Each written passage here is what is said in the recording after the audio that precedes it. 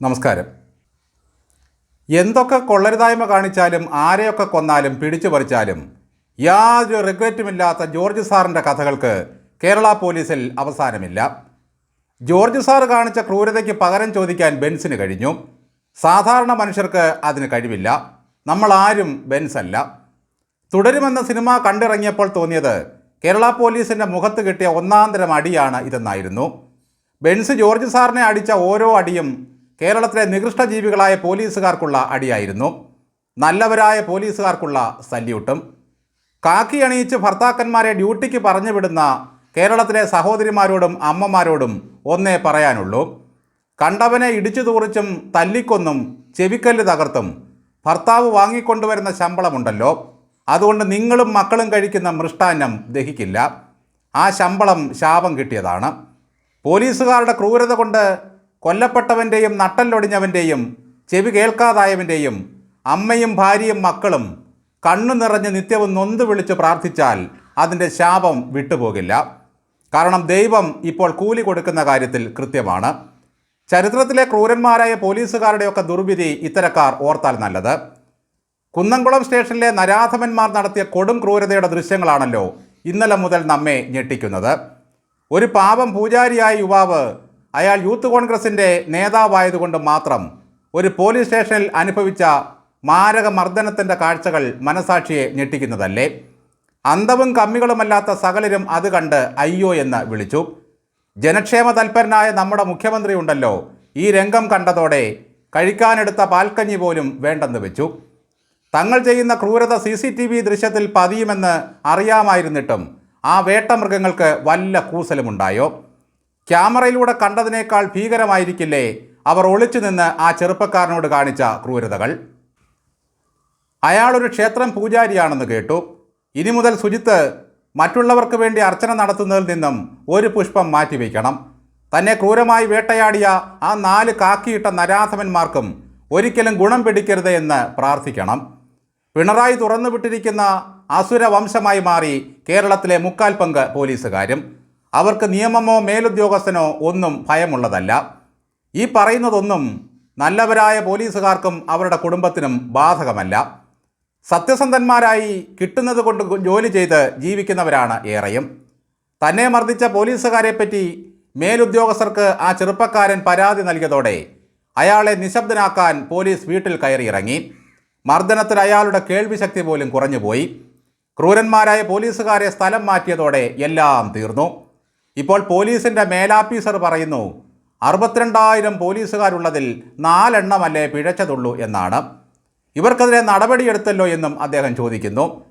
2.5 വർഷത്തെ നിയമപോരാട്ടത്തിലൂടെയാണ് സുജിത്ത് ആ മർദ്ദനത്തിൻ്റെ ദൃശ്യങ്ങൾ ശേഖരിച്ചത്. അപ്പീലധികാരിയായ സംസ്ഥാന വിവരാവകാശ കമ്മീഷൻ നൽകിയ ഒരു ഉത്തരവിലൂടെ ഈ ക്രൂരത പുറം ലോകമറിഞ്ഞു. ക്യാമറ ഇടിവെട്ടിയും തീകത്തിയും പോകാതിരുന്നത് സുജിത്തിൻ്റെ സത്യസന്ധതയ്ക്കുള്ള തെളിവാണ്. കുന്നംകുളം സ്റ്റേഷനിലേക്ക് പോയി ബാരിക്കേഡുകൾ കുലുക്കിയുള്ള ആചാരത്തോടെ പ്രതിഷേധമെല്ലാം തീർന്നോ യൂത്ത് കോൺഗ്രസേ? അതിൻ്റെ പ്രസിഡന്റ് പെണ്ണുപിടിച്ച് പുറത്തായതോടെ ആ പ്രസ്ഥാനത്തിനിപ്പോൾ തലയില്ലാതായി. വെറുതെയാണോ യൂത്ത് കോൺഗ്രസിൽ പ്രവർത്തിക്കാൻ ഒരുത്തനെയും വീട്ടിലിരിക്കുന്ന തള്ളമാർ ഇറക്കി വിടാത്തത്? ചോദിക്കാനും പറയാനും ഒരൊറ്റ ഒരുത്തനുമില്ല. കുറേ മുതുക്കൻ നേതാക്കന്മാർക്ക് അധികാരഭ്രമം മാത്രം. പുറമറ്റത്തിരുന്ന് കുര്യൻ സാറ് ചോദിച്ചല്ലോ, യൂത്തന്മാരുടെ പ്രകടനമൊന്നും മെച്ചപ്പെടുന്നില്ലെന്ന്. എത്രയെത്ര യൂത്ത് കോൺഗ്രസ്സുകാരാണ് 2ാം പിണറായി ഭരണത്തിൽ മാരകമായ മർദ്ദനങ്ങൾക്ക് ഇരയായിട്ടുള്ളത്? സ്വന്തം പ്രവർത്തകരെ രക്ഷിക്കാൻ കഴിയാത്ത കോൺഗ്രസെ, ഈ യൂത്ത് പ്രസ്ഥാനത്തെ നിങ്ങൾ പിരിച്ചുവിടണം. ഒരു പുതിയ തലമുറയെ ഇതുപോലെ പോലീസിന് വേട്ടയാടാൻ എറിഞ്ഞുകൊടുക്കരുത്. എന്തൊക്കെ പറഞ്ഞാലും ആ രാഹുൽ മാങ്കൂട്ടത്തിൽ യൂത്തിൻ്റെ അകത്തുണ്ടായിരുന്നെങ്കിൽ പിണറായി വിജയൻ്റെ നേരെ കൈ ചൂണ്ടി ഇടോ വിജയ എന്ന് ഒന്നുകൂടി വിളിക്കുമായിരുന്നു. കൺമുമ്പിൽ നടന്ന ക്രൂരത കണ്ടിട്ടും കണ്ണടച്ച് രക്ഷാപ്രവർത്തനമെന്ന് പേരിട്ട മുഖ്യനാണ് ഈ കേരളം ഭരിക്കുന്നത്. പോലീസിന് ആരെ ഭയക്കാനാണ്? ആളെ കൊല്ലിക്കൽ എനിക്ക് രസമാനടോ എന്ന മട്ടിലാണ് മുഖ്യമന്ത്രിയുടെ ഭരണം. നെറുകെട്ട പോലീസുകാർക്കെതിരെ നടപടിയെടുത്താൽ സേനയുടെ ആത്മവീര്യം തകരുമെന്നാണ് പിണറായി പറയുന്നത്. പണ്ട് ശിവശങ്കരൻ എന്നൊരു IAS കള്ളക്കടത്തിന് പിടിക്കപ്പെട്ടപ്പോഴും മുഖ്യമന്ത്രി പറഞ്ഞു IASകാരുടെ മനോനില തകരും നടപടിയെടുത്താലെന്ന്. ഈ വിഷയത്തിൽ ചാനൽ ചർച്ചയ്ക്ക് വന്ന തലയുടെ പിടിയിളകിയ കമ്മിച്ചാവേറുകൾ പറഞ്ഞത് കേട്ടു. കെ കരുണാകരൻ്റെ കാലത്ത് രാജനെ ഉരുട്ടിക്കൊന്നില്ലേ? ഉമ്മൻചാണ്ടിയുടെ കാലത്ത് ഉദയകുമാറിനെ ഉരുട്ടിക്കൊന്നില്ലേ? ശരിയാണ്, നിങ്ങളുടെ കാലത്തും കൊല്ലുക തന്നെ വേണം. ലോക്കപ്പ് മർദ്ദനത്തിൻ്റെ പേരിൽ സമരം നടത്തി ജയിച്ചവരാണ് CPMകാർ.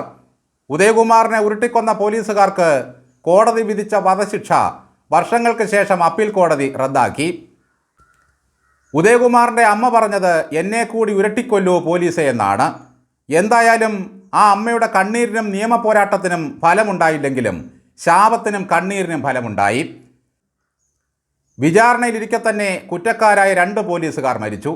കേരളത്തെ നടുക്കിയ രാജൻ കൊലക്കേസ് കരുണാകരനുണ്ടാക്കിയ നഷ്ടങ്ങൾ ചില്ലറയല്ല. കോളേജിൽ നടന്ന ഒരു ചടങ്ങിൽ നിയമവിദ്യാർത്ഥിയായ രാജൻ പാടിയ ഒരു പാട്ടാണ് അധികാരവർഗത്തെ അന്ന് ചൊടിപ്പിച്ചത്. കനകസിംഹാസനത്തിൽ കയറിയിരിക്കുന്നവൻ ശുനകനോ ശുംഭനോ എന്നായിരുന്നു ആ പാട്ട്. കനകസിംഹാസനത്തിൽ അന്നിരുന്ന ശുംഭനും ഇപ്പോഴിരിക്കുന്ന ദിവ്യനും പോലീസിനെ വേട്ടമൃഗങ്ങൾ ആക്കിയവരാണ്. 56 വാഹനങ്ങളുടെ അകമ്പടിയില്ലാത്തവർ ഒന്നുകിൽ പോലീസിൻ്റെ ക്രൂരതയ്ക്കിരയാകും, അല്ലെങ്കിൽ DYFI സംഘം ഇടിച്ചു കൊല്ലും, അതുമല്ലെങ്കിൽ പാർട്ടി കൊട്ടേഷൻ പിന്തുടർന്നെത്തി കൊല്ലും. എന്നിട്ടും മുഖ്യൻ പറയുന്നു എനിക്കാരെയും ഭയമില്ലെന്ന്. തൻ്റെ മകൻ പോലീസ് കസ്റ്റഡിയിൽ കൊല്ലപ്പെട്ടതിൻ്റെ ദുഃഖഭാരത്താൽ നൊന്ത് നീറിക്കഴിഞ്ഞ രാജൻ്റെ അച്ഛൻ ഈച്ചര വാര്യർ തൻ്റെ ആത്മകഥയിൽ പറഞ്ഞ ഒരു വരിയുണ്ട്. നിങ്ങൾ എന്തിനാണ് എൻ്റെ മകനെ മഴമറയത്ത് നിർത്തിയിരിക്കുന്നത്? അവൻ്റെ ഒരു പിടി ചാരം പോലും നിങ്ങൾ എനിക്ക് തന്നില്ലല്ലോ. കാട്ടുപന്നിയെയും കാട്ടാനയെയും കാക്കിയിട്ട പോലീസിനെയും കൊട്ടേഷനെയും ഭയന്നേ മനുഷ്യനിവിടെ ജീവിക്കാൻ കഴിയൂ എന്നായിരിക്കുന്നു. അത്രയ്ക്കുണ്ട് പിണറായി വിഭാവനം ചെയ്ത സാംസ്കാരിക കേരളത്തിൻ്റെ മഹിമ. തിരുവല്ലയിൽ ഉന്നത പോലീസ് ഉദ്യോഗസ്ഥൻ്റെ വാഹനമിടിച്ച് ഒരു വഴിയാത്രക്കാരന് ഗുരുതരമായി പരിക്കേറ്റു. ഉടനടി പോലീസ് ഉണർന്ന് പ്രവർത്തിച്ചു. ആ കാൽനടക്കാരനെ പ്രതിയാക്കി കേസെടുത്തു. ലോകത്തെവിടെയെങ്കിലും കേട്ടിട്ടുണ്ടോ ഇങ്ങനെയൊരു സംഭവം? ഡ്യൂട്ടി ചെയ്യാൻ എനിക്ക് റിഫ്ലക്ടർ ഗാർഡ് വേണമെന്ന് പറഞ്ഞ് SP ഓഫീസിലേക്ക് വിളിച്ച ഒരു പോലീസുകാരനെ മേലാഫീസർമാർ വിളിച്ചത് പോടാതെണ്ടി പോയി പണി നോക്കടാ എന്നായിരുന്നു. അപ്പോൾ പിന്നെ ഇവന്മാർ സാധാരണക്കാരെ വെച്ചേക്കുമോ? ഇഷ്ടംപോലെ വകുപ്പുകൾ കയ്യിലുള്ളതിനാൽ കള്ളക്കേസെടുക്കും. കാക്കിയണിഞ്ഞ ഗുണ്ടകൾ തേർവാഴ്ച നടത്താത്ത ഒരൊറ്റ പോലീസ് സ്റ്റേഷനും പോലും കേരളത്തിലില്ലാതായിരിക്കുന്നു. പേരോ മാതൃകാ പോലീസ് സ്റ്റേഷൻ. ഭരണസ്വാധീനത്തിൽ അവരങ്ങനെ CPയുടെ കാലത്തെ 5 രൂപ പോലീസിൻ്റെ പണിയും കനത്ത ശമ്പളവും വാങ്ങുന്നു.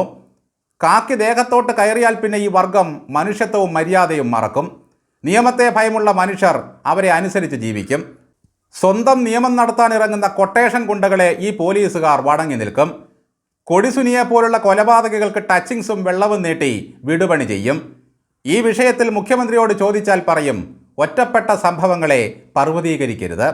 നമ്മുടെ സേനയ്ക്ക് നല്ല പേരാണ് ലോക രാജ്യങ്ങളിൽ. ക്രൂരതയുടെ ആൾരൂപങ്ങളായ ഈ 4 പോലീസുകാർക്കും നല്ല ഒന്നാന്തരം ഓണസദ്യയാണ് മാധ്യമങ്ങളെല്ലാം ചേർന്ന് വിളമ്പി വച്ചിരിക്കുന്നത്. ഇവരുടെ വീട്ടുകാർക്കും നല്ല സന്തോഷമായി കാണും. പത്രത്തിലും ചാനലുകളിലും വന്ന അച്ഛന്മാരുടെ പടം കണ്ട് മക്കൾ ചോദിക്കുമ്പോൾ പറഞ്ഞു കൊടുക്കണം അച്ഛൻ ചെയ്ത ധീരകൃത്യം എന്താണെന്ന്.